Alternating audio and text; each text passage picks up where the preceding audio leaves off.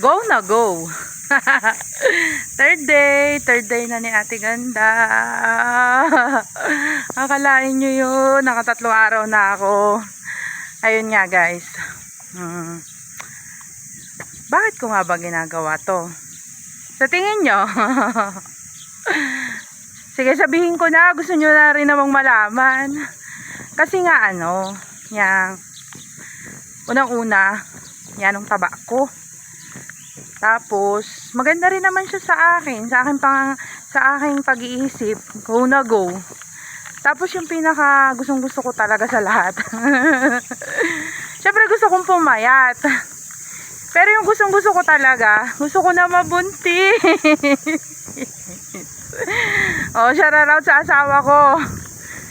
Siguro tulog pa siya ngayon. Oh, go na go. Oh, mahal ko kayo. Mas mahal kayo ni Lord. Bye!